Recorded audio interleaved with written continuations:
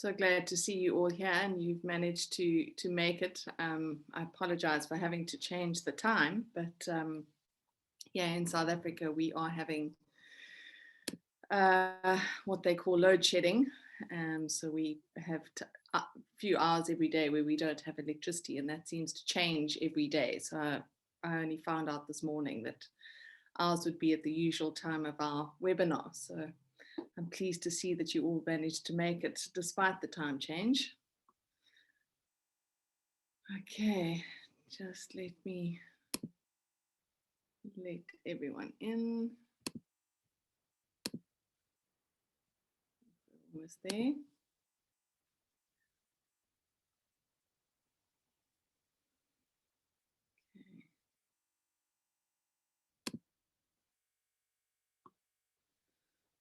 Right.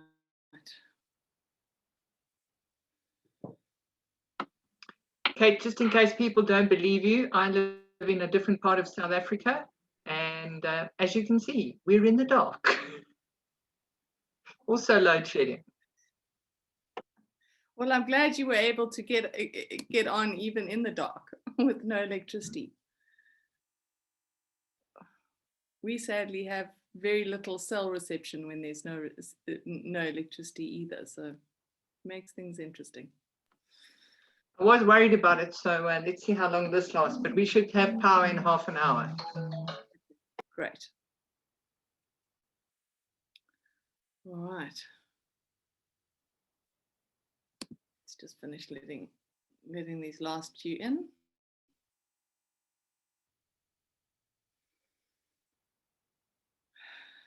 Okay, so it's been quite a week. I don't know how you guys have navigated things, but I was thinking quite sarcastically yesterday, so much for a very gentle new moon. I know that I wrote that in my daily email on Friday, but I wasn't feeling the gentleness so much. Particularly yesterday. It's definitely been an interesting week, and yeah, certainly it seems that it's been really up and down the whole week, with a real range of emotions that have been surfacing. And obviously the idea of these emotions surfacing is for there to be healing and for there to be release and for there to be transformation. And as we have begun to realize, it is a never-ending process.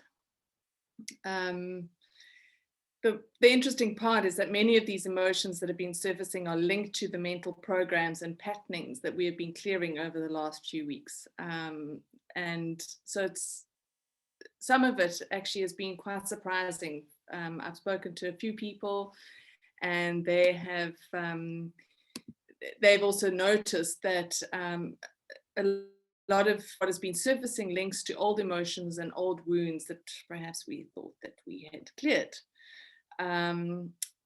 But what often happens is the residue of these emotions still lingers in the cells of our being, and it's almost like they wait for the right time and the right space for the release.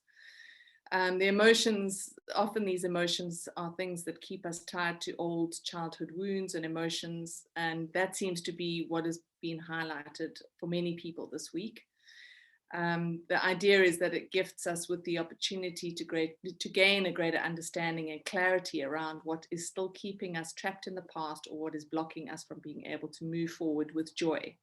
So the idea is that actually we're supposed to be moving forward with joy, and if we are still tied to these old wounds or these old emotions, it can be difficult to move forward with joy, because we were almost programmed to believe that life has to be difficult or challenging or painful, and it doesn't. So those are the things that are surfacing at the moment. Yeah, I see there are a few comments. Roller coaster ride indeed, Leonie's just mentioned. And Jennifer said, I had many long vivid dreams this week, packed with opportunities to release childhood stuff. Yeah, my dreams have been wild. Fiorenza, I completely lost my temper this morning. Quite took me by surprise. I thought I deactivated that particular reaction and was caught unawares. Reminds me to be cautious and self-aware. Well, it took you the whole week to lose your temper. I lost mine on Monday. And yeah, it was not pretty. And my daughter and I ended up having a screaming match and didn't speak to each other for 4 days. So the anger lingered. She was behaving like a normal teenager and I resorted to behaving like a teenager. So it was lots of fun in my household this weekend. Thankfully, she went to her father on Thursday. So we've had a bit of a break from each other, and she'll come back tomorrow and we'll hopefully be able to patch things up. But for me, anger has always been something that I've kind of had to really work with. For most of my teenage years, one of the things that my father used to say to me every time that my mother and I had some to do, he would always say to me, I don't understand why you're so angry. Apparently I was always angry. I didn't think I was, but apparently I was. And so when it came up this week, I really did think, okay, this is linking back to old stuff.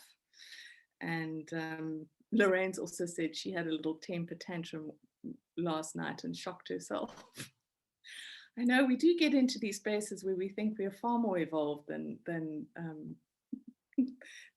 perhaps we are. I kind of shocked myself too. And I think part of the not talking was me processing what I had to process around how I'd behaved. So we'll see how this week goes.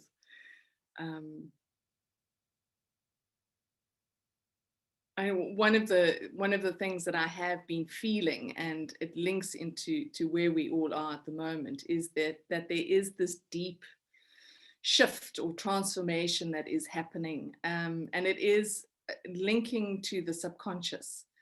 So a lot of the stuff obviously sits in our subconscious mind and only surfaces when we're in reaction. But those reactions do give us the opportunity to see it. We have to experience the feeling of it, because it certainly comes up in anger. You feel it physically in your body. So one of the things that it comes up, and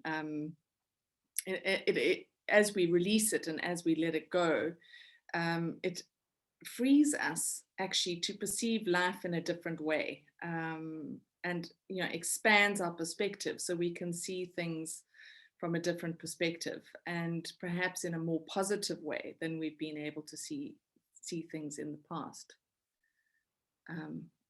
Mike's just mentioned it does catch us by surprise, especially when we think we're all evolved. We realize we still got a way to go. And one of the things that I think has also been quite interesting this week is that, and I've spoken to many people. I've had a very busy week with clients this week, and a lot of people are feeling exhausted and run down. And there does seem to be the sense of just having had enough of everything and of it all, whatever it is and whatever all of it is. But what's interesting is that the exhaustion is actually created because we are hanging on to the things that need to be released. So our energy reserves become depleted, and we keep ourselves stuck, and we keep ourselves stuck in old ways of thinking, old thoughts, old relationships, old emotions, and all the things that no longer have actually any significance in the present moment.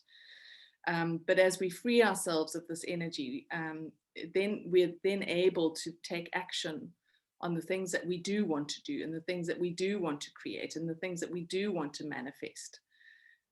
So it can be an important time, even though you may not actually feel like doing any of it. Fiona's just said she's been hibernating a bit this week and avoiding contact with people, maybe because I knew I haven't had my normal patients this week. Yeah, good idea. I probably should have done the same.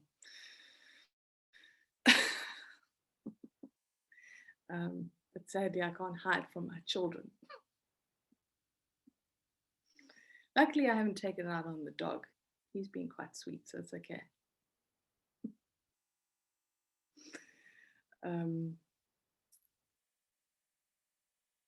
also, I heard that, well, I read this, I read something this week that really rang true for me. And I can't remember exactly how it was phrased, but it was something along the lines of, the future isn't something that we step into, it's something that we create with every step that we take. And I love that, because it's, there is this feeling of, we're waiting for something that we can step into. We're waiting for something to appear, this new reality, this new world, this new life, whatever it is. We're waiting for it to happen so that we can step into it. But actually what's happening now is that if we understand that we are creating it with every step that we take, and we remember that we cannot take all of this old stuff with us into our new futures. We can't take the burdens of the past, the pain of the past. We can't take the trauma. We can't take the wounds, because if we do take it into our future, we're just going to recreate the same patterns and programmings that we're trying to get away from. So what is happening is we're really being encouraged to become untangle ourselves from all that no longer serves us. And well, Shelley's just mentioned here TCM. Not sure what TCM means. You'll have to tell that, spell it out for me. Traditional Chinese medicine. Ah, thank you. Teaches that anger is also about the will to become, and we are being thwarted in many ways to fulfill that will to become. Spring is when the liver, gallbladder, meridian are most active, and the emotion of anger is associated with this element. Ah, thank you for that, Shelley. Yeah, I think there is a lot of frustration at externally, because it does feel like we're being blocked and we're being stopped from doing things that we would like to be able to do. But I've actually chosen consciously to start to view the challenges in the external world, the things that the spaces that I'm feeling blocked in with regards to that. So for example, I was supposed to be going to Greece at the end of April to be able to run some retreats, and we've had to postpone those and hopefully get to them next year. And I looked at that and I thought, okay, so if I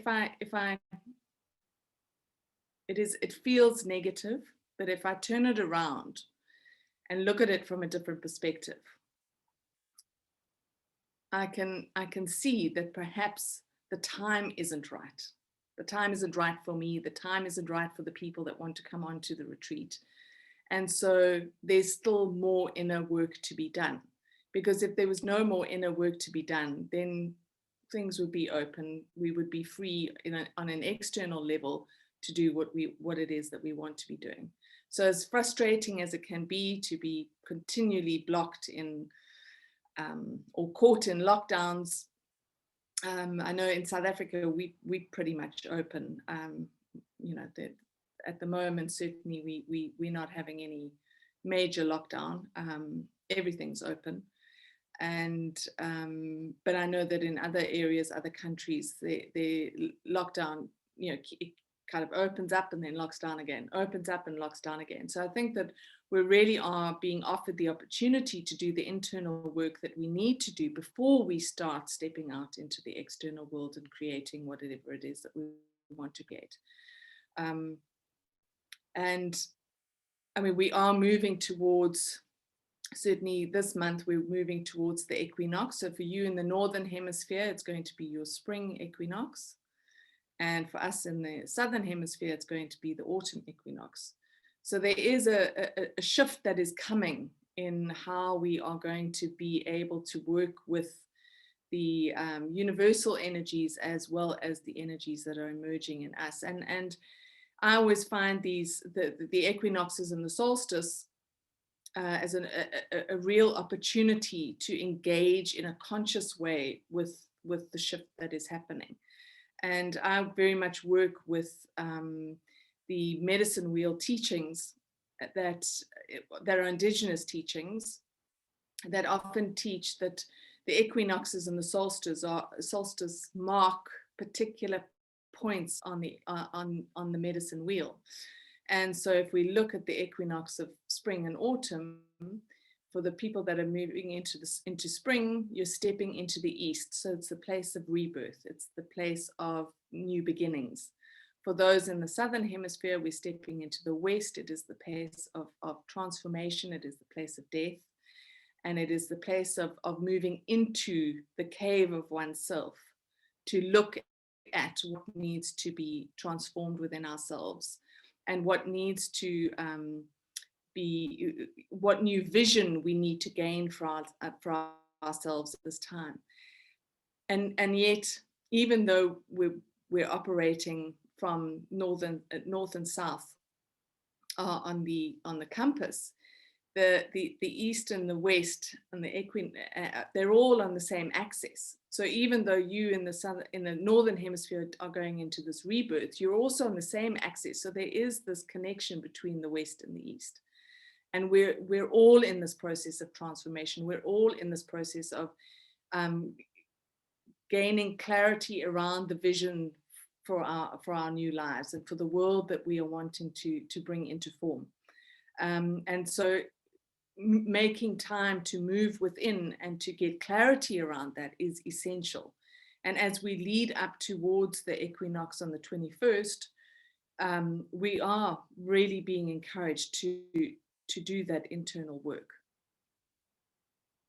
Lynn says, I got quite mad with my mental this week. That was completely berserk. I told it I wasn't going to listen to the lies anymore and let go. My whole body just became completely heavy and then let go. Now I'm feeling much more energized and the mental voice is calmer. The question came up is, who is that voice anyway? Good question.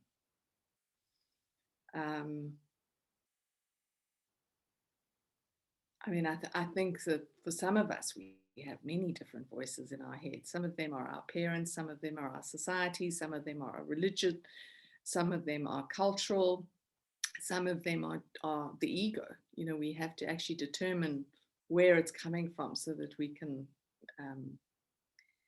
do the work. Leonie's just mentioned ego. Yes, one of the voices will be ego, but there are a few others that not necessarily even are our own, that belong to other people or other things.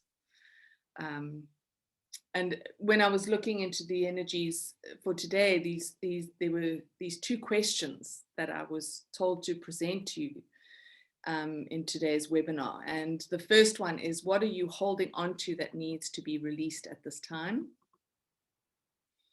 And the second one is, what action do you need to take to facilitate the healing and the transformation? So the first one, what are you holding on to that needs to be released? And then the second one, what action do you need to take to facilitate the healing and transformation?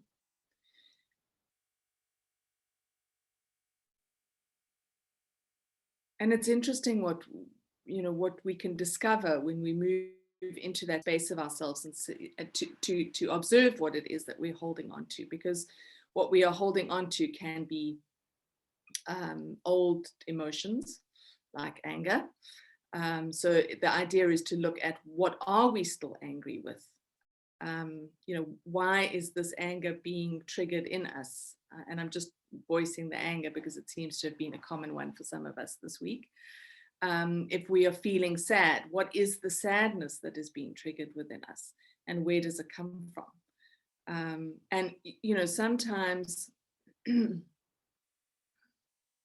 if we look at where these emotions stem from, and we use, so if we imagine that they are stemming from childhood, if we take our adult self with the wisdom that we have gained to this point, and the understanding of ourselves that we've gained to this point, and we look at that childhood situation from the perspective of how have I learned from that experience? How have I grown from that experience, rather than how was I wounded by that experience or how was I damaged by that experience? We can often shift the energy of that emotion to perhaps something close to gratitude. I'm not going to say that we all get to that place of being grateful for wounding and damage, but we can get to a space of understanding that without it, we wouldn't actually be where we are today. We wouldn't be the people that we are today. We wouldn't have the wisdom that we have today.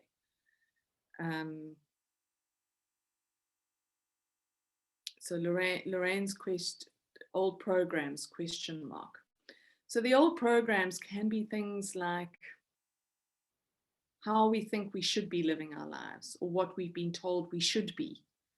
I'm just trying to think of an old program.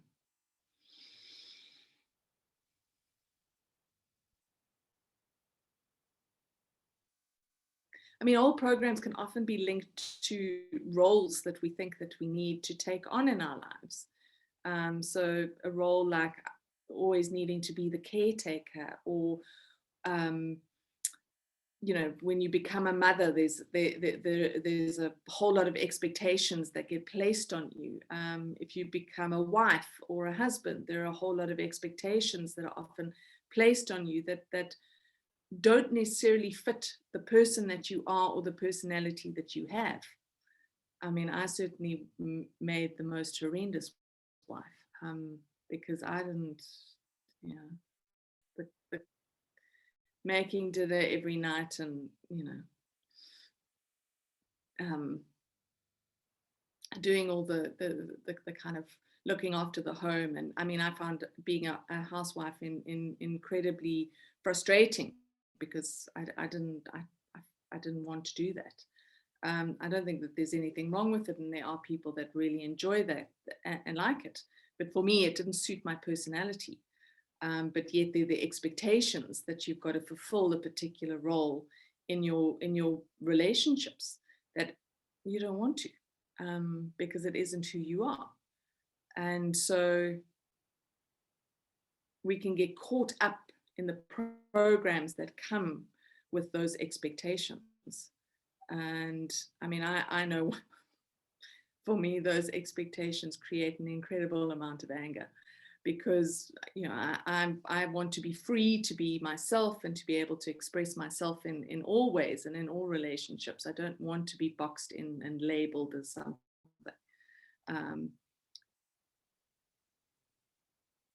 Fiona's just mentioned, I have noted feeling very detached and isolated this week, which is very much how I felt as a child. Need to move away from that. Yeah.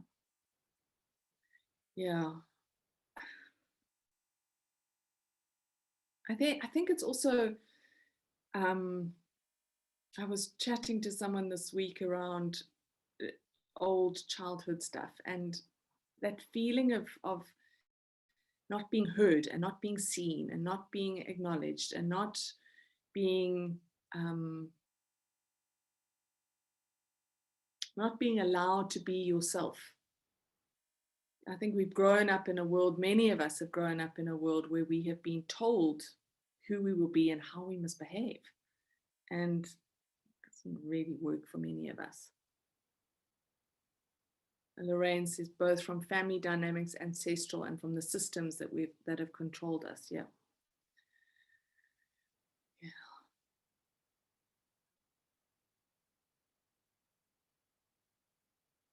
I think there are also the ancestral woundings that we carry that also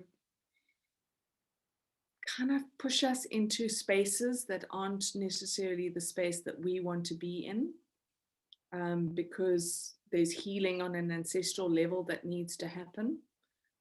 So that's also why I've found the ancestral and soul clearing webinars that I've been doing so beneficial for people, because it gives you the opportunity clear all of that ancestral stuff without having to play it out in your life, because it can get in the way of your own soul growth, your own soul purpose. Jenny, I hate the role of wife, but love my mate. Well, exactly. Yeah. And I think what I found so incredibly interesting when I got married, I got married when I was 24, so that's pretty young. And I from the age of, I don't know, when I was really young, it was like I knew exactly how my life was going to play out till I was 30. I could see the road ahead till I was 30. And I knew that I would get married young, and I knew that by the time I was 30, I would have had my children. I didn't anticipate being divorced by 31, but so it happened. And I remember getting married and coming, it wasn't even coming back from my honeymoon. It was literally on the plane. I realized that I'd stepped into a role that I didn't fit, or that didn't fit me. And I remember feeling this pressure to be something that I wasn't. And it was only much later on that I understood that it was an archetypal energy that I'd stepped into. Because there is an archetypal energy around all of these roles. So wife, husband, mother, father, partner. There is an energy that we step into when we make those commitments, and often those archetypal energies hold within them a pattern of behavior and a pattern of expectation that needs to be cleared. Shelley's mentioned, my siblings and I were told children should be seen and not heard. Yes, that was a great one, said with lots of sarcasm. Yeah. And Kate, I'm just going to jump in here. I got married at 40 and became a stepmother to two little creatures, basically. Very sweet, but very demanding. And it was extraordinary from the minute that I did it. You've made me realize how I just was not suited as a stepmother. I mean, there are only so many gym kits you can clean, food you can do, basically be a slave to two very demanding children who felt, as I was a stepmother, that I should do everything for them. It was a slight them and my husband against me sort of thing. And it was an expected role that if I was going to take it on, I should do it really well. I mean, I got quite good at baking cakes at one point, but I did feel incredibly trapped by it, because every weekend was giving my life up for them, which is fine if they're your own children, but when it's somebody else's and you get no appreciation back, it's a very tough role to step into. I don't know who else has been a stepmother, but it's very unrewarding if you don't have children who are old enough to probably appreciate you've put your life on hold for them, which makes me probably sound very selfish, but it was a step into something that I'd spent so long not avoiding having children, but choosing not to have children. And then I inherited somebody else's who gave absolutely nothing back. It was a very, it got me quite down and quite fed up with life, actually. And I knew after 2-3 years, I admitted, well, actually I knew quite quickly, but at 3 years I got out of it. But it was a very strange thing, as you say, this anticipation that I would become the perfect stepmother. And I tried very hard for a while, but it was exhausting, really exhausting. I think that, I mean, for all of you that are mothers, I'm sure you know that your children are incredibly unappreciative of everything that you do. And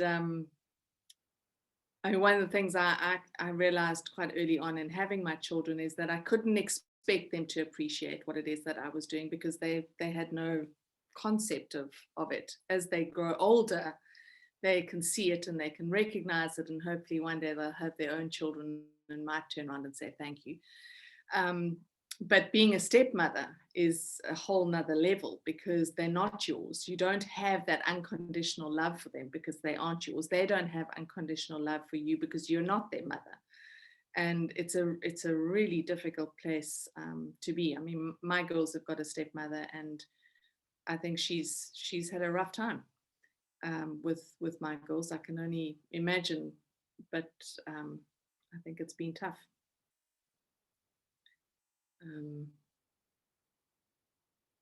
Jenny's also said cooking, cleaning, and caretaking, all part of a role.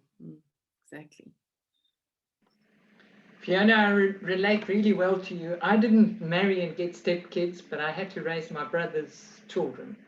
And that is a level of no appreciation that you don't want to go to. They lived with me for 12 years and it was rough. So yeah, I was not meant to have children. That much I did learn. Well, I remember having my first daughter, Chloe, and really, I mean, again, I was 25, so I really believed that I needed to be this perfect mother, and I needed to be, I tried really hard to be this earthy mother. I had a C-section. I didn't have natural birth because she was breached and really sat in the same position for most of the pregnancy. And so from birth, things didn't kind of go the way that I thought that they should have gone, or how I was expecting it all to go. And I'd always wanted children. So for me, it was, this was something that I really wanted. And sadly, I tried my best to be this mother that I thought I needed to be. And then thankfully realized that actually I just needed to be myself, because on a soul level, sadly, we all choose our parents, and my children had chosen me. They hadn't chosen the perfect mother that I could be. It was me and in all my stuff. So thankfully, I shifted that and stopped trying to be the perfect mother. It's funny though, because today in the UK is actually Mothering Sunday. So I have made a point of bringing my mother and being very good and having half an hour chat about her bantams or whatever she wants to talk about. But it also is a great reminder of people who haven't had children, suddenly like how different our lives would be if we had. And I suppose that's been a bit of a reflection of my life would be so different. I can't even imagine what it would be like. I don't know whether I should just put it away because it's not going to happen now. But it's a very strange thing to think when you don't have children, should I have done? Would that have been a better path for me? I don't know. Made me less selfish, maybe. Well, I don't know. I think that if you were meant to, you would have. Some of us are just, it's not a contract that we agreed to in this lifetime. And I've certainly been of the opinion the whole of the time that I've parented my children, that it takes a community to raise children, that I didn't see it as being my sole responsibility to influence them, and that they needed their aunts and their uncles and their stepmother and their grandmothers and their grandfathers, and they needed all of this influence, and even family friends to be involved in their lives, so that they had the opportunity to see. Well, certainly I looked at it, they had the opportunity to see how other people were, so that they could choose to be themselves. So they didn't have to be me, or they didn't have to be their father. They could actually just be them. So, you may not have your own children, but I certainly know you've got a niece, and I'm sure you've got others. And so your influence in their lives as a person that they can come to, they can talk to. I mean, I know that my niece and nieces and nephew all know that, they can pick up the phone. None of them live in this country, but they can all pick up the phone and give me a ring if they need help, or they need to talk, or they need, anything. Sometimes they come to me with things that they can't go to their parents for, because, I'm that one step removed. And even though I may have exactly the same reaction to whatever it is that they tell me that their parents would have, they feel like it's different. So I think, even if you don't have children, you still have an impact in other children. Yeah, I really agree with that. I really agree with that, Kate. There are times that we have discussions in this community and something gets pried loose that I know is a message from one of you directly to my children, and I pass this along. So it does take a village, and you're all part of my children's village, whether you like it or not. Yeah, so thank you all. Well, I've definitely made my children part of the village because I think I talk about them, so everyone knows. My youngest son right now is living with his fiance's parents. They came over for a socially distanced thing on our porch because it's suddenly nice and warm here. And I said to them, well, I hope he's tidy and well behaved. And without missing a beat, Nate said, no, he's not tidy, and nor is he well behaved, and we love having him. You've raised a good human. Oh, brilliant. So they're part of his parenting village now, which I love. Yeah, I just think it's so important. I mean, I must say, I always think of all children as my children. So the kids at my children's school, they all know who I am because, you know, I'll walk along through the school. I mean, not at the moment, but when I was able to, you know, and I'd see kids fighting and I'd step in and start disciplining. And there are a few of my friends' children who I've had to discipline for being rude to their mothers. And yeah, I think it's important that we do that. You know, that we have a relationship with each other's children that gives them different perspectives. You know, we're not all the same. We all bring something unique and beautiful and different.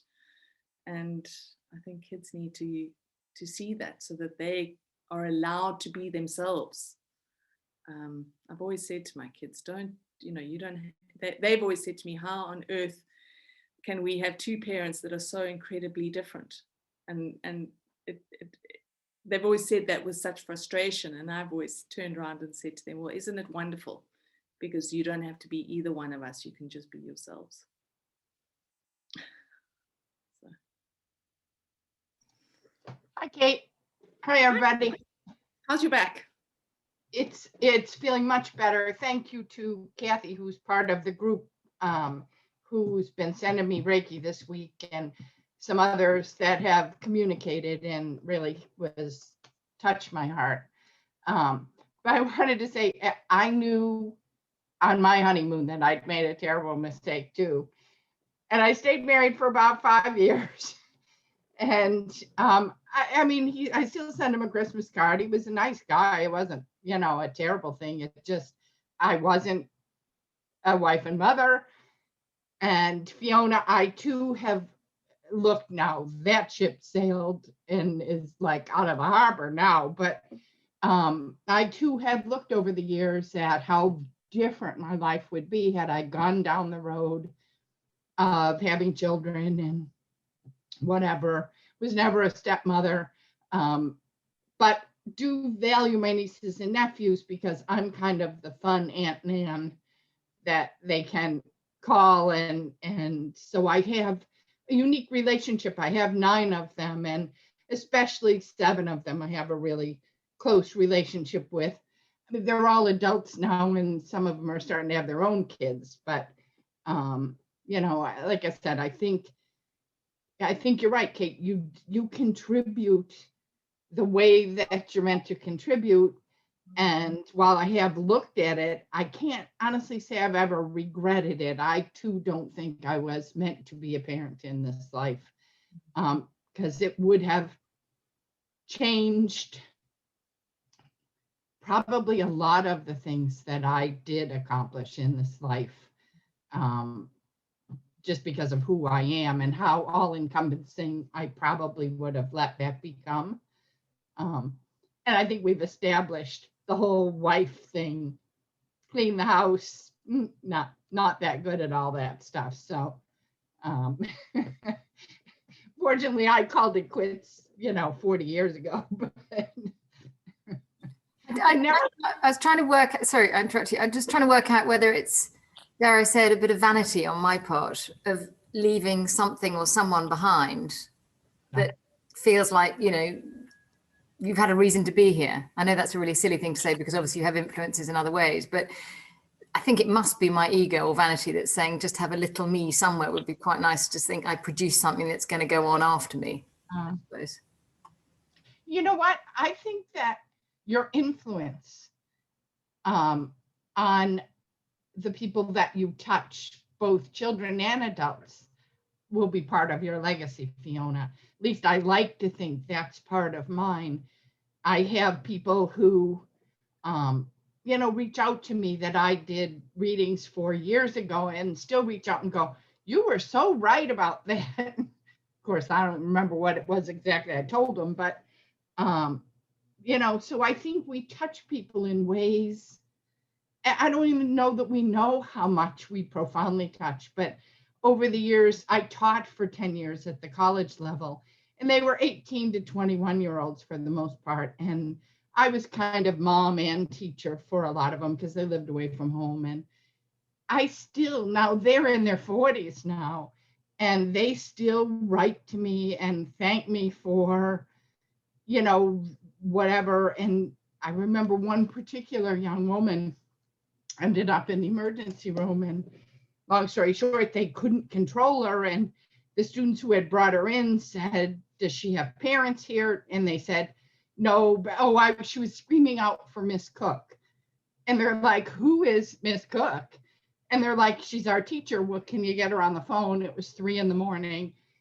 So I had to drive down to Boston from where I was. And the minute I went in, she calmed down.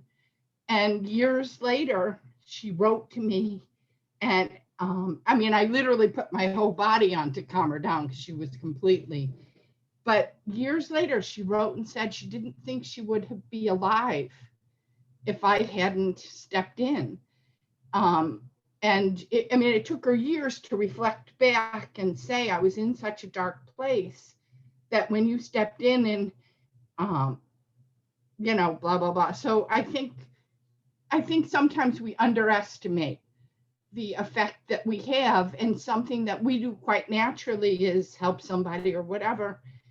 That person takes for the rest of their life as a life-saving, because you don't know when your words make somebody not do something to harm themselves or not do something to, you know, or your advice makes them stay in a marriage that ended up to be a really happy one, but they just hit a rough patch or whatever. Anyway, that's how I like to look at it. That's perhaps the legacy that we all leave, whether we have kids or not, that we all leave as people who are seeking consciousness and who look to take ownership of our own, take responsibility for our own actions and our own beliefs, and which, you know, there's not a whole lot of that going on in the world today, which I think makes the people that I've met in this group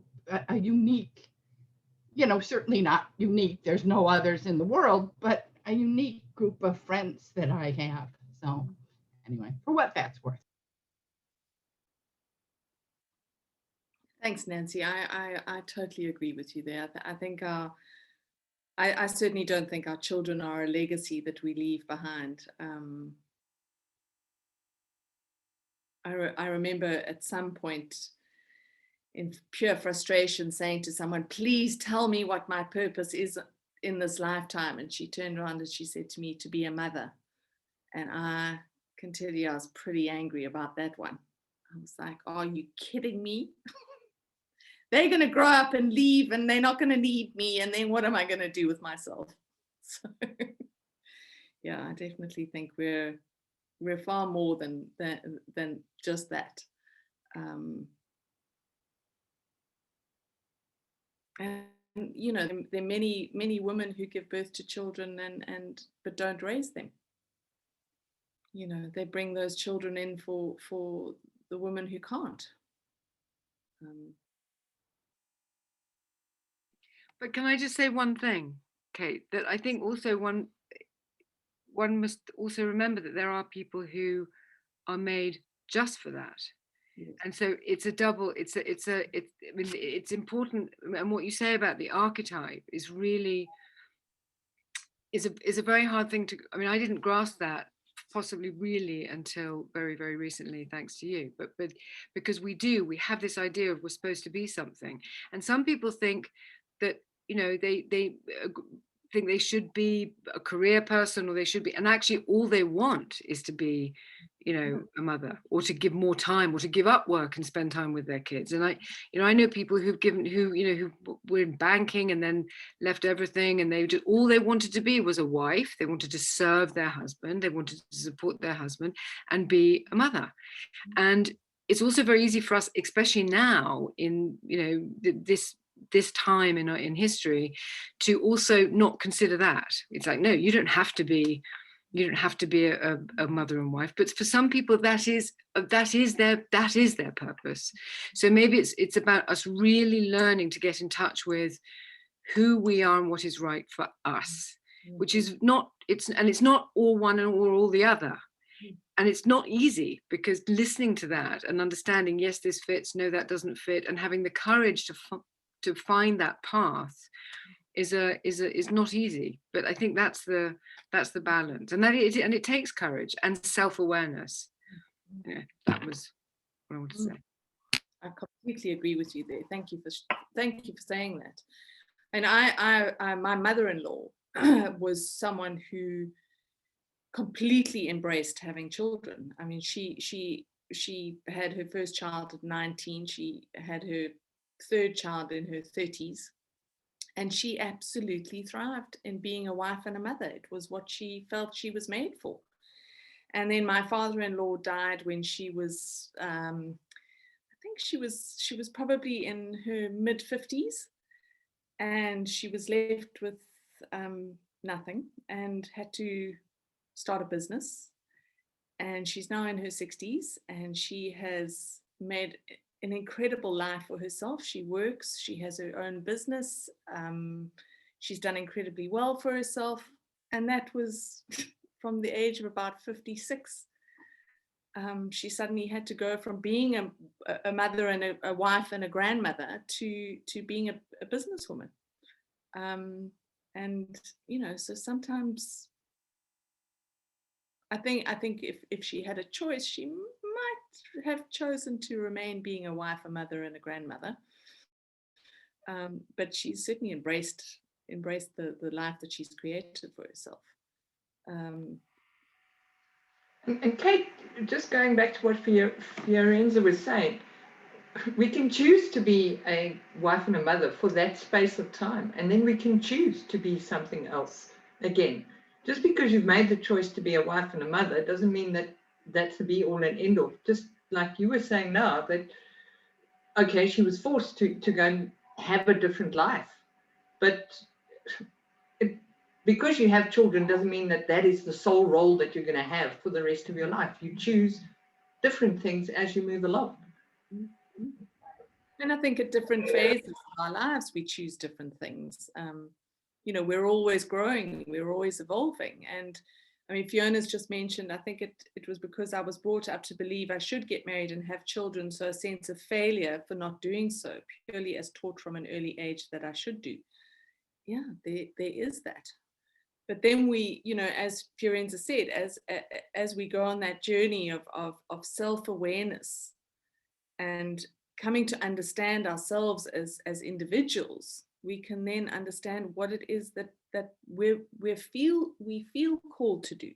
And for some, that is to be a mother and a wife, and there is absolutely nothing wrong with that. I mean, being a parent is an incredible privilege and a huge responsibility. Some people don't see it that way. I was going to say, it's interesting now because a few friends at my age have all got children who have grown up, moved off to university, or even getting married, and how lost a huge amount of them are because all they've had is children. And probably like me, you got taught at an early age, you know, success was get married, find a really decent husband who could support you and all that kind of thing. And therefore, when all the children leave, dare I say it, a lot of them actually getting divorced or rethinking their lives because it's purely having those children that have kept them in that role. But when they actually realize the relationship they got into in order to achieve what they should do, not necessarily the best way forward. And they haven't had to examine who they are. I mean, I've had the privilege of being able to do that without children, and more so recently. They just haven't done it. And a bit like you were saying, Megan, the other week, you met someone who said, you know, what is my purpose? What is my life? What's going to make me happy? You know, when you've been so distracted by something that you were told was the be all end all of your life, i.e. having a child, and then suddenly you've got to find out what your real purpose in your life is without that being present. Huge struggles from people. So I'm actually in the luckier situation of where I've had the chance to do it already, and there's suddenly a sense of loss because they've lost all of that. They've lost what they thought was their purpose, and obviously it wasn't. Well, not obviously wasn't, but it isn't all be all end all, you know. Very hard. And I think these are important things that are shifting and changing now. I mean, I have discussions. I can't wait to be a grandmother. I mean, I know that I shouldn't be saying that because my children are still pretty young, and every time I say it, they rush out the room. But I can't wait. I mean, I love babies and I love small children, and I find them incredibly entertaining. And but both my children have said to me, you know, what if we choose not to have children? How are you going to cope with that one? I said, I don't know yet. I haven't got my head around that one. But, you know, they are thinking of these things. And my one daughter said to me, I don't think that I'm selfless enough to be a mother. She said, there's so much that I want to do. There's so many things that I want to explore, and I'm not sure that I can do that while I have children. So they are these, thankfully, in the next generation, I think these programs and these patterns are changing. I mean, neither one of my girls feel the need to get married and have children and become mothers and fall into those old traditional roles. They both want to have their own lives, whatever those lives are, but by following their own passion and the things that bring them joy. So, I mean, that's really where we need to get to as well, is that we start following the thing that excite us and bring us joy too. And like this, Leonie said, we're allowed to reinvent ourselves throughout life. So, yeah. I mean, it's definitely no time limit to what we can experience. Especially as we live so long now, you know, I mean, we don't die at 40 anymore. We go on forever and ever. So we have to, it's like, okay, this is now, then you've got the middle bit, which is maybe children, maybe not. Then, as Fiona said, you know, for those who have children, okay, now what? And then you can have a whole career. So, you know, as I think that, everyone's saying, I mean, as Leonie said, you have to, you know, not only are we allowed to, we must, because we must keep listening to ourselves and what our real purpose is within us, you know, and also teach those of us who have children, teach our children, because the archetype goes for them too. Yep. You know, that we're the generation that had this idea that we had to be something, and we've transmitted it to them. So they expect us to be that. So it's really up to us at this point to the future generations to say, you know, parents don't need to be archetypes either. And nor do you, you know, as you said, your children have to be who they are. So it's a time of complete, you know, revolution for the identities. I saw an interesting conversation on LinkedIn, of all places, and someone had posted something to say, which did it was like a poll. So the questions were, should we be teaching children at school how to do their taxes,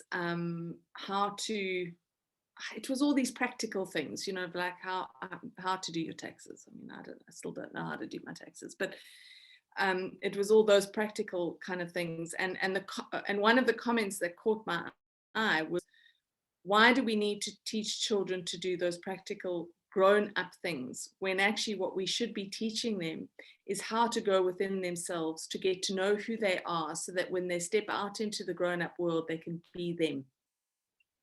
And I thought that was so brilliant, because it is, you know, we can learn all the other stuff. We are always learning. We can all, I mean, at my age, I could learn how to do my taxes. I just don't want to. But, you know, we only have that small time of being a child and having no responsibilities to be able to explore and have the freedom to explore who we are.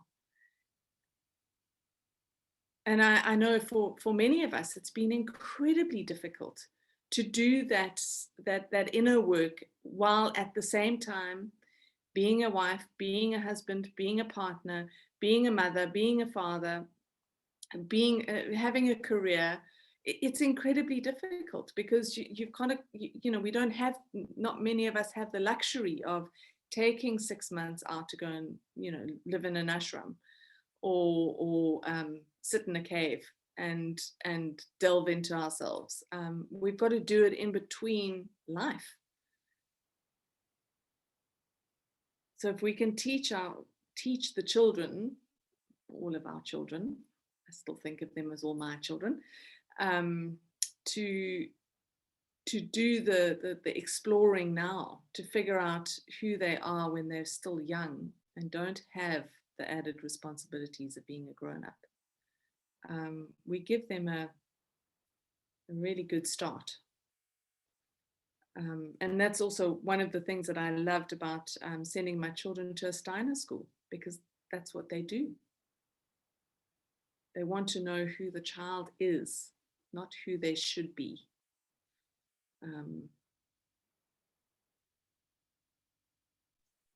Yeah, and also to teach them how to do that as an ongoing process in their life. Yeah. You know, because we're all continually moving and changing. And, you know, I sit with this group and I realize that who I want to be when I grow up is Nancy Cook, because she's able to reinvent herself in all of these wonderful ways all the time. So there you go. Me too. I also want to be Nancy when I grow up. Me too. Well, thanks, guys. I take that as an honor. I'm not sure people who are here would agree, but sure, I'll take it. Good. I do like what you've written here, Nancy. It's a good time to explore their creativity, obviously children, before they enter into adulthood. And I think that's also been a theme this week that I've seen working with clients, is how stifled our creativity has become, how we've actually forgotten how to tap into that creativity. And if we look at the time that we're in now, we are so needing that creativity, because the solutions that we need for ourselves, for our lives, for the world, they need to be creative solutions. We can't do what we've done in the past. So how do we not do that? It's by tapping into our creativity, into that creative thinking, into that creative feeling, into that creative process. And yet so many of us as adults don't actually know. You know, I mean, many people say, oh, well, I'm not creative, I can't paint. You know, creativity is not just painting. Creativity is so much broader than just being artistic. You know, some of us are artistic. It's not creative. You know, being an artist comes from a space of creativity, but it's not it. You know, people think creatively in the way that people are creative in the way that they think, and they find ideas, they come up with ideas, they come up with solutions, they see things that other people don't see. That is being creative. And we need to find new ways of being able to unlock that within ourselves, and explore it. And, you know, linked to that creativity again is our imagination, and how many of us have lost the ability to imagine life in a different way, to imagine ourselves in a different way. You know, we've been so conditioned to think that life is this straight road that takes us somewhere. And along this road are all the things that we should be doing, like getting married and having children and having a career and whatever it is. And yet that limits our creativity, it limits our imagination.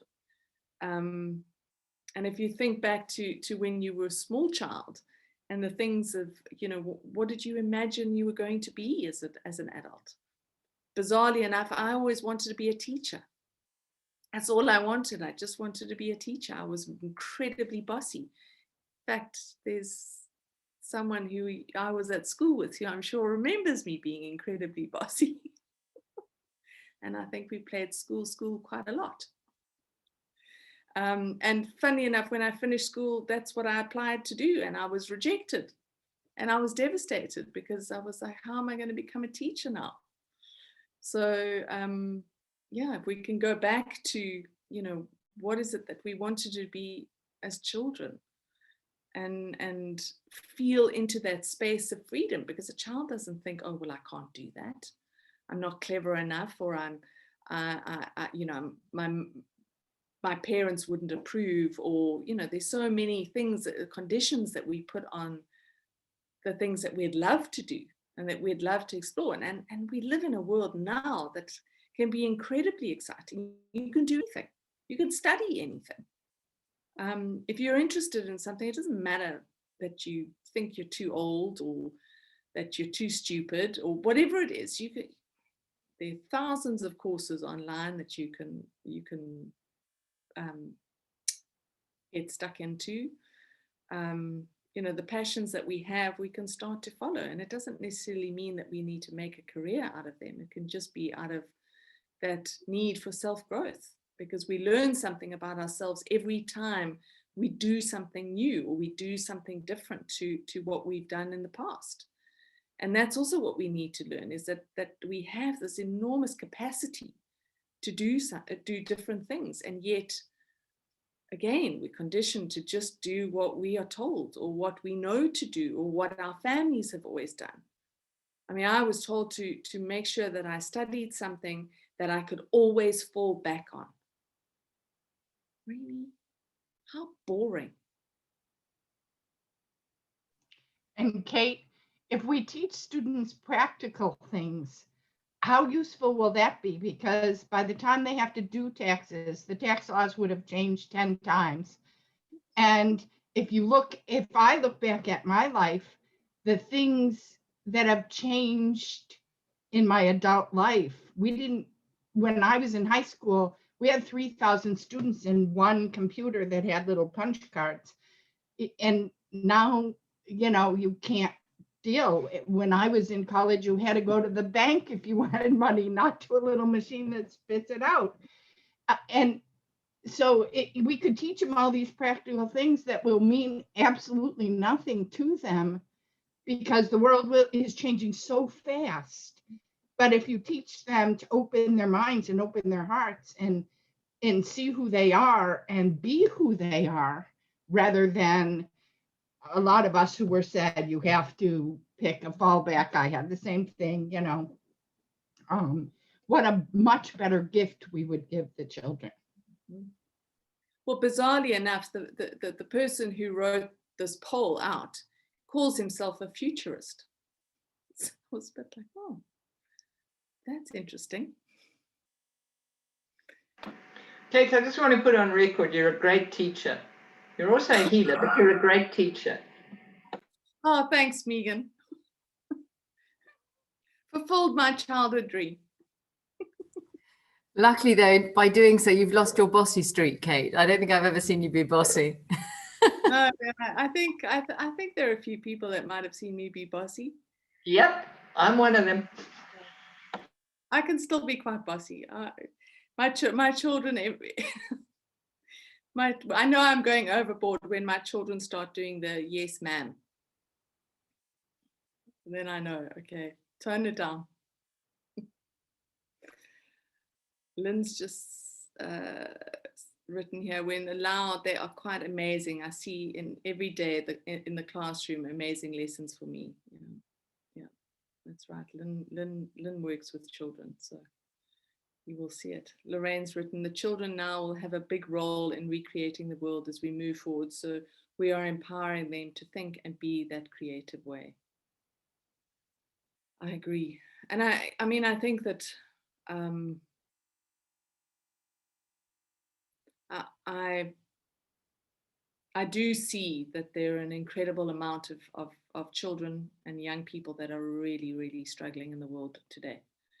I work with quite a few parents who have got children who are not managing, and it's incredibly difficult for the parents and for those children. And I see how the majority of those children who are struggling the most are generally the ones who are the most creative, and they really struggle to fit into the systems that exist, and feel like they don't have a place in the world because they can't find a system that fits them. And I think, you know, education is one area of the world that needs desperately to change. I mean, it's old and outdated and antiquated. And what has always been interesting, I've been quite involved in my children's school. The school encourages a community, and so encourages the parents to be involved. And a couple of years ago, I started a parent circle because I could see that there were so many kids that were struggling, and there were so many parents that didn't know how to cope or how to manage what was happening. And one of the things that I found so interesting to observe is that the children that had gone through the Steiner educational process from kindergarten through primary school and then into high school seem to manage that transition from childhood into becoming a teenager. I mean, it's always a little rocky, but they seem to manage it a lot better than the children who came from a mainstream schooling system and into that Steiner system. They were generally the ones that you know, were trying to commit suicide and hurting themselves, and you know, self-harm and drugs and alcohol and all of those things. And it's, you know, that they were coming from a very strict mainstream system that they just didn't fit into, and then their parents threw them into this other system, because the Steiner system, it is another system of education, it's just different. And they couldn't cope because they were being asked in the Steiner place to be themselves. They was at school, you know, the teachers, or the whole focus of the teachers on the children is for the children to be themselves, and they do everything to draw the individual out. And these kids had learned to hide themselves because they had to do that in order to fit in the mainstream. And now they were being told to show who they were, and they just couldn't do it.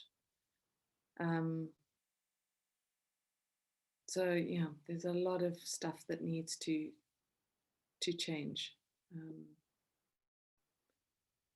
Shelley's written, humanity has been numbed by mass hypnosis since last March. Well, true to some degree, but I also think that nothing that happens in our world isn't divinely orchestrated. Even if it looks pretty negative on the outside, there is purpose in it. And one of the things that I learned pretty early on in my spiritual journey was that the dark always serves the light. So we just have to see, where is the dark serving the light? So everything that we've gone through in the last year, there is purpose in it. We just have to sometimes dig to find it, but it is definitely there.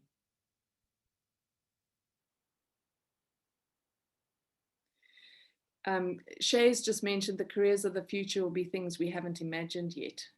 And that is so true. When I came back from the UK last year, after dealing with everything around my brother's death, I went and booked an appointment to do some family constellation work, because I could feel how unbalanced I felt in myself. And the best way I can explain it is I felt a bit like a three-legged stool that had had one leg removed. And so I went to go and see someone who I've seen before for family constellation work and found it incredibly powerful and useful. And in that, we did all the work around my family. And then he said to me, oh, well, how are your girls doing? And, I said, no, they seem to be fine. And he said, well, let's check in and just make sure. And he said, for my youngest daughter, he said, what is she going to do when she finishes school? And I said, she doesn't know. And he said, oh, well, let's see if we can, give her a nudge in the right direction. I was like, okay, let's see. And he couldn't do it. He said, because whatever she is going to be doing doesn't exist yet.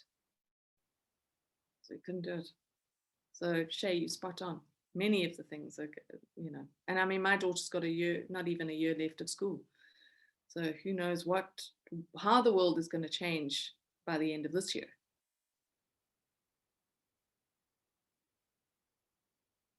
Thankfully, it is changing, even if it seems very slow.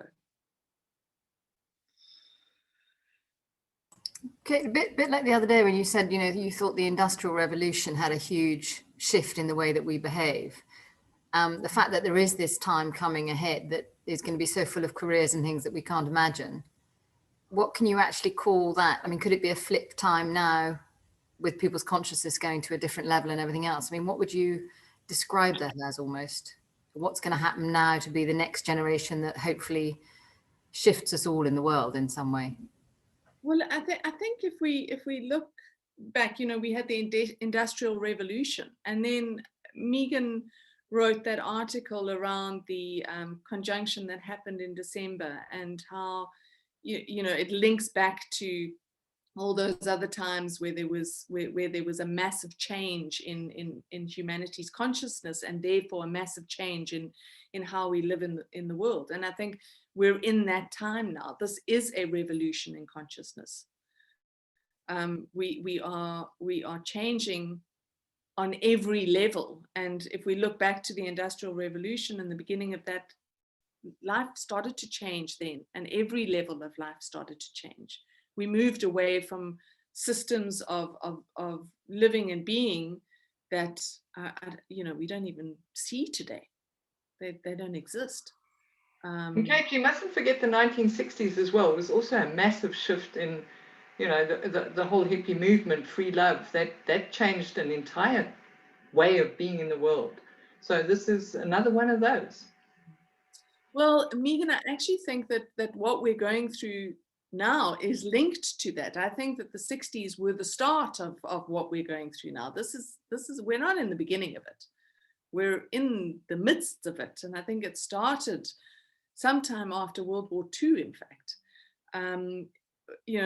The understanding that I have around World War II and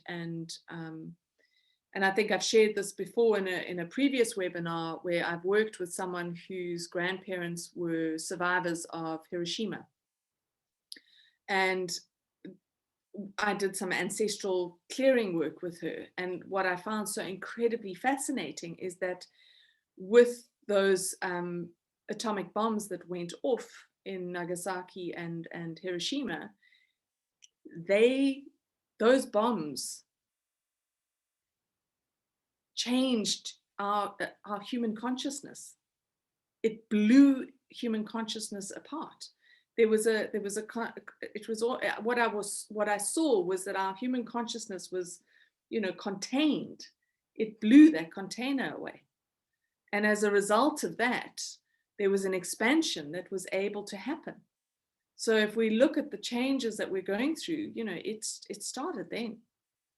Started in 1948 thereabouts, And then there've been these waves, obviously, of energy that have created more change. And we had then the 60s, which were only 10 years, 11, 12 years after World War II ended.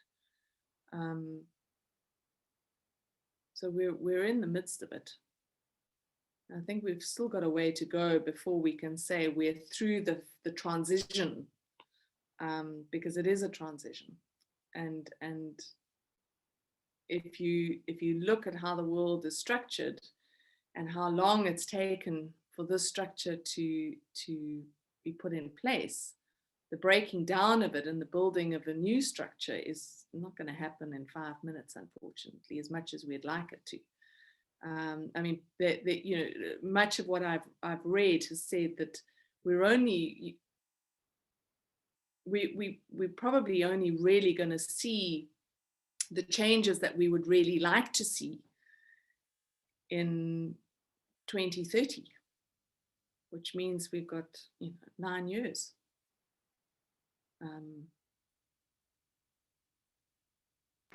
But there will be a lot of resistance, and that's what you talked about. You only see the light when the dark is there, so there is going to be a lot of resistance. Yeah, I think that there is resistance, but I don't know. I think for me, I'm not really interested in what the resistance is. I'm interested in what we're doing. What we're awakening to within ourselves, and as a community, what we are building and growing.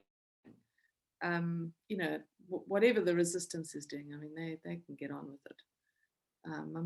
I'm certainly choosing to place my attention on what is being created rather than what is being destroyed, and who is part of that, holding on to the old stuff. Faith's written, we're actually still struggling with it, to shake those old mindsets and expectations. Yeah. And look at what we've done this week. We faced all of this stuff that has come up, these emotions that have come up that link to, those old mindsets and the expectations and wounds and traumas and whatever else that we've endured in our lifetime to this point. So yeah, we're still struggling through it. I think that the struggle gets less dense and it becomes easier, and we start to recognize that the strength that we've gained and that we continue to gain, and which gives us the energy and the determination and the courage that we need to continue to move forward. But I think we are still in it. And Leonie said, and Megan, in response to you, and conversely, we only see the dark with the light shining on it. True. But again, the dark serves the light. Whether they intend to or not, it doesn't matter. They do.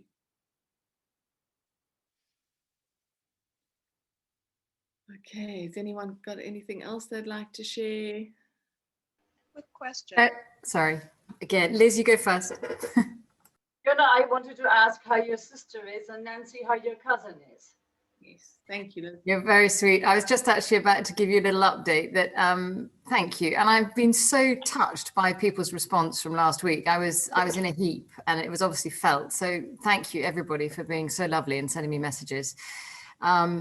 She's still in hospital. She's coming out hopefully tomorrow, but they've done every test under the sun and they cannot find anything wrong with her. This is the bizarre thing. So whether it was just a blip with her medication, but at least they've observed her for a week.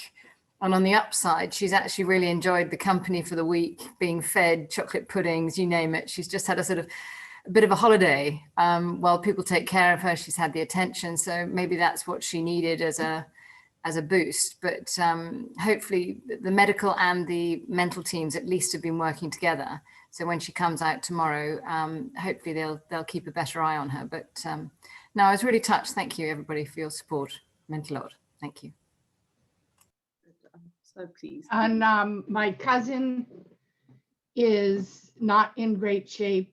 They found that the bed sores are stage 4, which is just above sepsis. And she has other sores that are ulcerated. I mean, the care she got was literally criminal. But I'm going up there tomorrow. I don't know if they'll let me see her, but to notarize a change of the healthcare proxy to straighten all of that out for them. So at least I get to do something. But I wanted to throw in and thank you again, everybody who sent me nice thoughts about my back. I do feel not completely better, but so much better. But my best pal, David, the one that I was so concerned with the COVID a few weeks back, his violent coughing from the COVID did something to the discs in his back. He ended up in the emergency room Friday and yesterday morning they did surgery on his back, something called a laminectomy, whatever. He actually called while we were on. I mean, there was nothing they could do because he couldn't even stand up. But anyway, so send thoughts because he really can't go home and take care of himself. And here in the States, they're very big on not paying anything they don't have to medically for you. So, especially because he's on Medicare. But anyway, hopefully they'll send him to a rehab and he'll be better. But he lives in a townhouse where there's 3 levels. So he has all these steps. And I'm really not in a position if he falls to help him to even offer to go out and but anyway, so but hopefully he survived the surgery. He called to say he's doing okay, and so send good energy that way. And Fiona, I'm really glad your sister's doing better. We were all concerned about that. So well, I'll keep David in my prayers too, Nancy. I think and how is everyone's back and sciatica? I mean, last week we were all moaning about that, so I'm just wondering how everyone's doing on that level. I kind of did some yoga, which seemed to have sorted mine out. Megan says hers is good. Okay, good. So yeah, interesting. Good. Lorraine's also better. Good. Okay. All right, so shall we get into a space to do some meditating? So when you're ready, just settle into a comfortable space.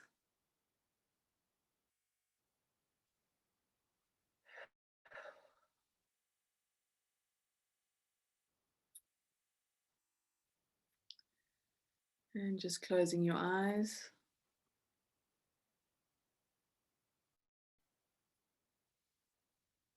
Just take a couple of deep breaths and allow yourself to settle into this space, into this time, and into this moment.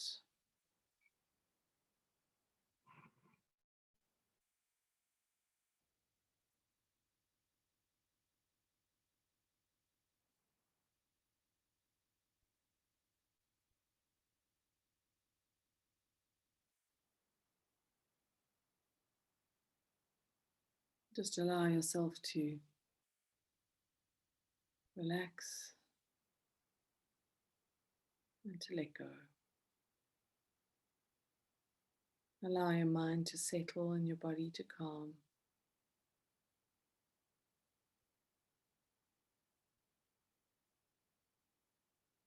And just feeling yourself connecting to your body in a deeper way.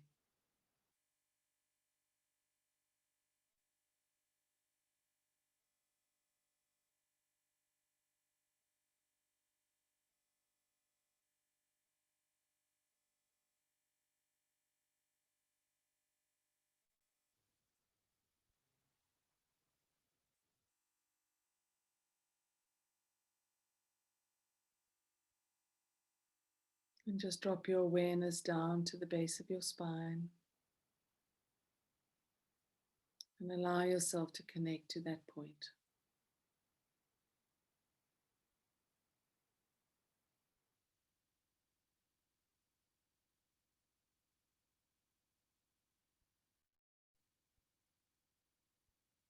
And just feeling that space opening.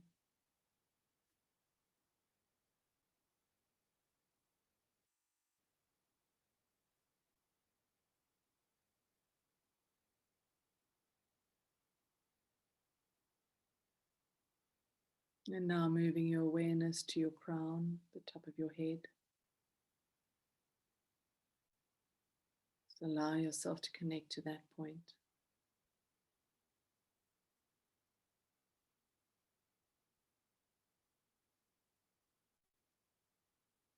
And as you connect to it, feel it begin to open and expand.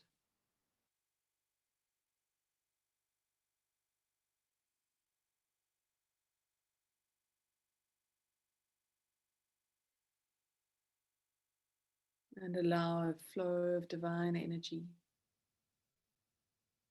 begin to move in through the crown of your head.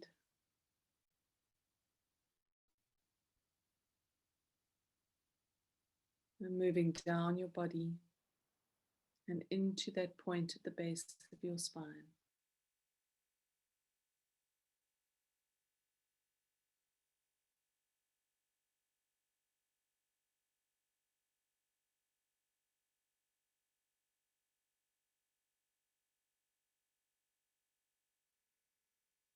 Just allow this energy to clear and to release any blockages that may be obstructing the flow of energy.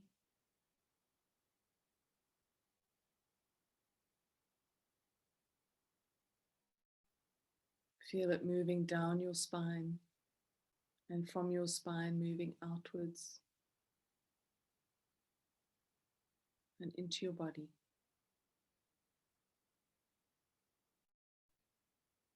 Feel this energy moving into the spaces and the places in your body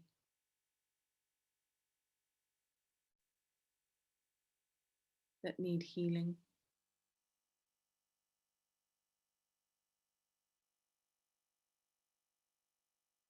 Or any areas that feel blocked. Allow this energy to create release, transformation, or transmutation.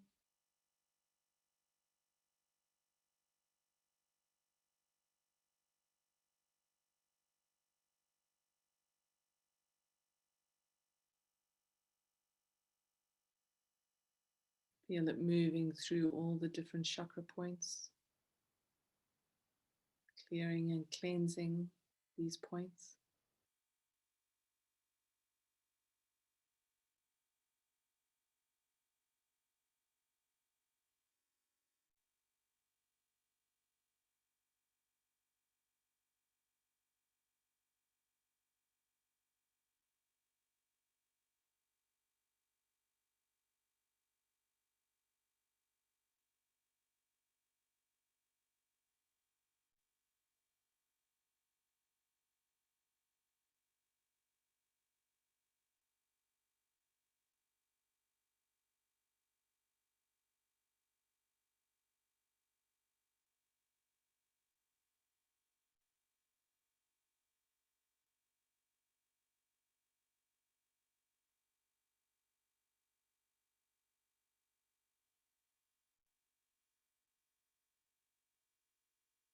And as this energy moves within your body,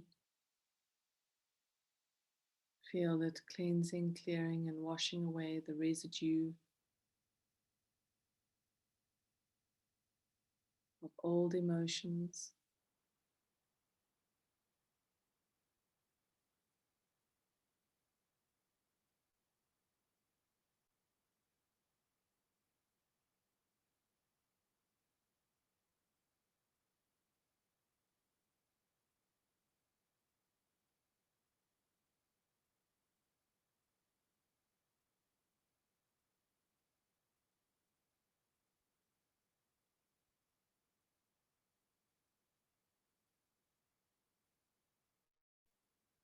see or imagine this energy moving into the cells of your body and being.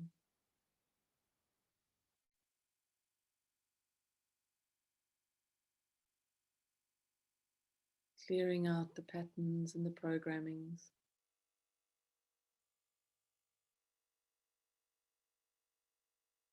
and igniting the energy of creation, creativity.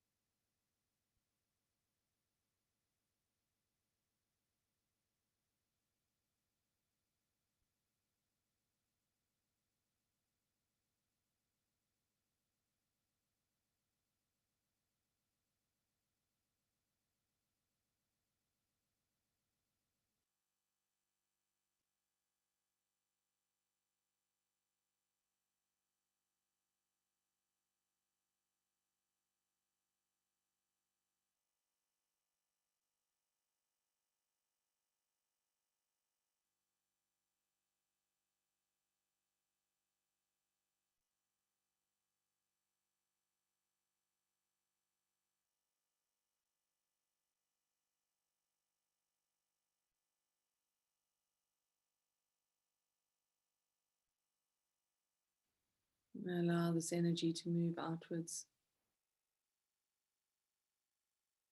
into the emotional body,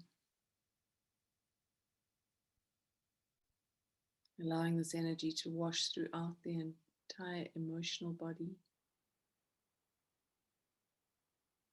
clearing and cleansing it of any old or stagnant energy.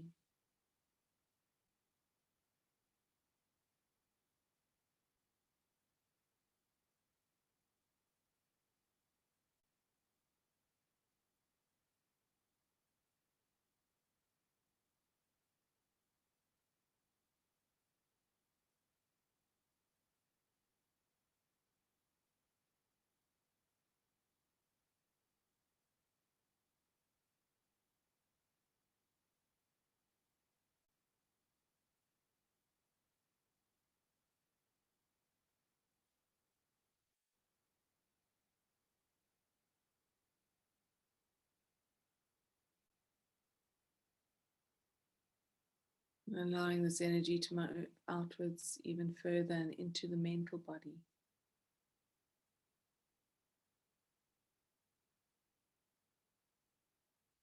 And allowing it to wash away, to cleanse and to clear away the old patterns and programmings.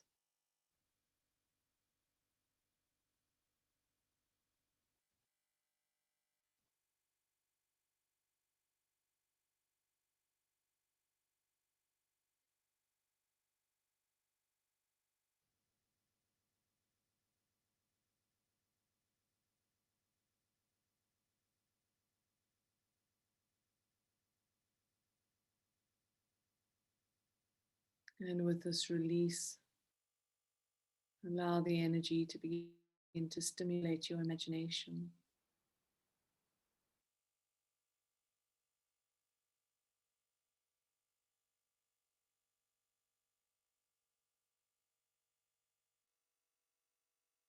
And feel yourself opening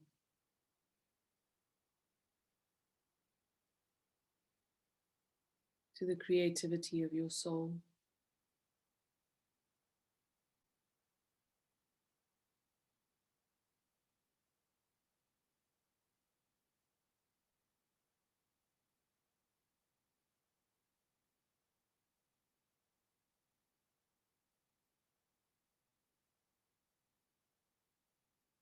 Feel yourself opening to new possibilities, to new potentials.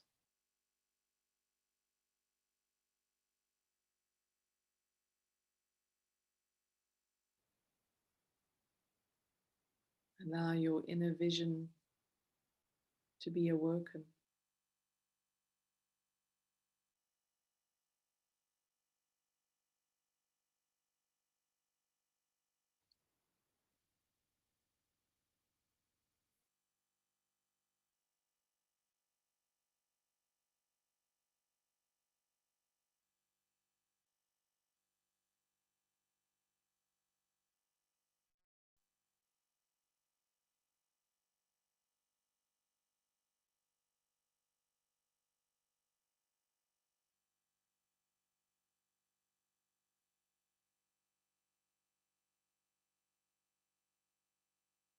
And feel yourself being aligned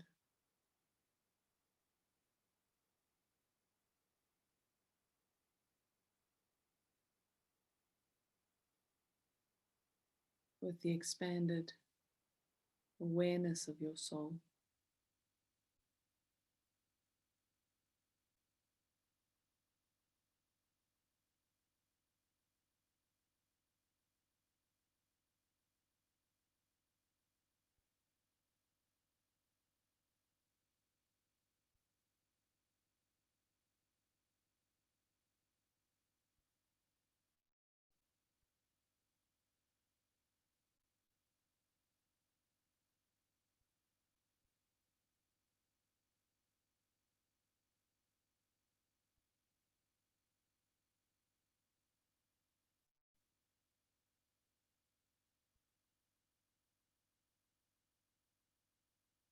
And recognize how you are a co-creator with the divine, with your soul, and with each one of us here today.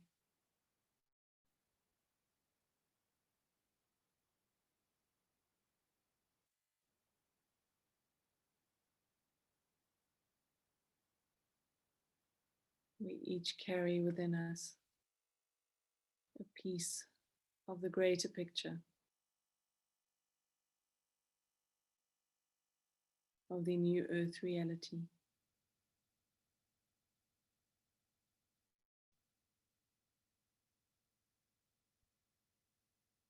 Allow yourself to feel this, acknowledge it, and claim it.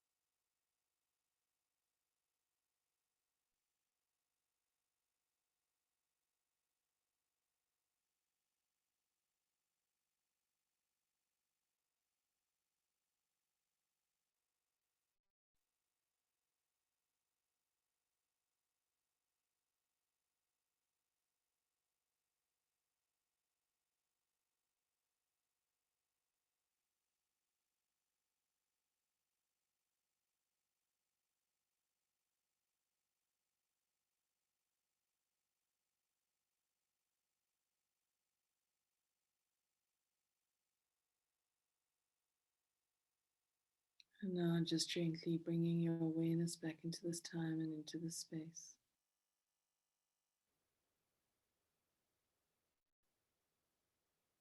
Take a few deep breaths.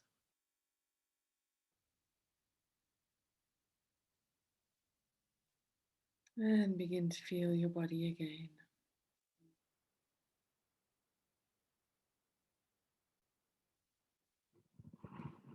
Move your fingers and your toes. And you can open your eyes when you're ready.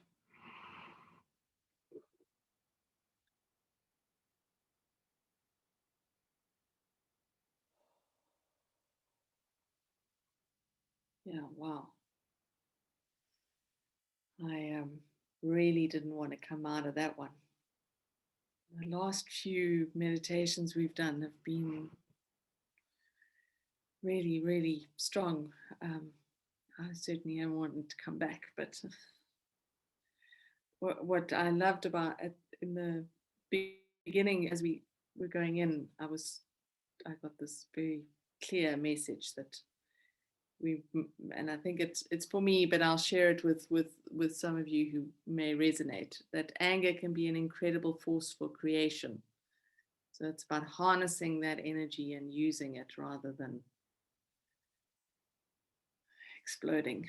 And then at the end of the meditation, have any of you ever watched that animated movie, The Last Airbender?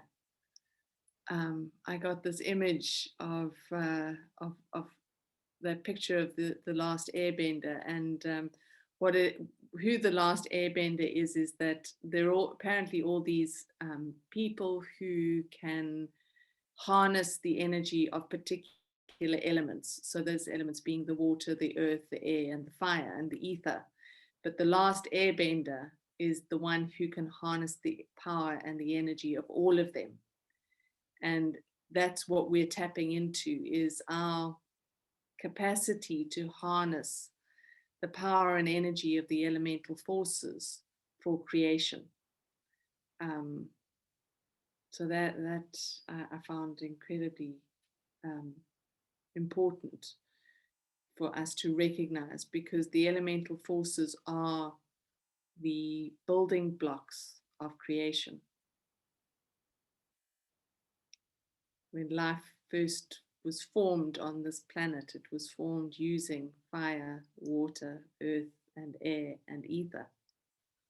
And those all link to the emotional body, the water, the physical body, the earth, the mental body, the air, the spiritual body, the fire, and then the soul is the ether. So we are tapping into all of those aspects and being asked to utilize them in envisioning and creating and co-creating, because we're all doing it together, apparently. Did you get that? So that was good. I love that.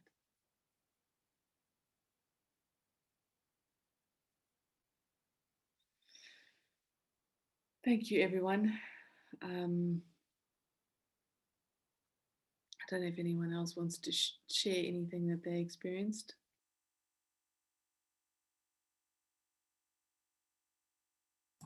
I was just going to say, Kate, that I've come away from it feeling wonderfully calm and quite loving. It's a very strange thing, having been in this week of wanting to hide away and not actually be part of the world. I've suddenly felt quite excited about being creative for next week. I mean, it's my job, but it's a sort of, I don't know, it's just given me a little spurt to sort of say, actually up the creativity, see what happens, don't sit back and take the easy path.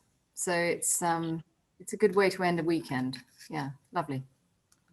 I'm feeling that same calm feeling, and certainly a lot more loving than I felt in the last week. Sadly, there's no one here for me to actually be loving too. I haven't got a child to sort of, make it up with. Well, I haven't got a child here yet either. I've only got the dog, so I'll have to go and love him. Yeah, no, you still got to love yourself. So there's somebody to love. Yeah, no, I'm getting a lot better. Thank you. Yeah, but I agree. I think it is time that we kind of up the creativity, because that, so I don't know, I always feel quite joyful when I'm being creative, even if it's just thinking creatively. I've got a few friends that I'm able to have really stimulating conversations about wild and wonderful things, and we go off on tangents, and I always come away from those conversations feeling really light and energized, and excited. So it's great. Yeah, so go and watch the Last Airbender if you haven't watched it. It's really such a lovely movie. Yeah. All right. Thank you all so much. As always, it's a real joy and a real pleasure to be with you, and I look forward to seeing you all next week.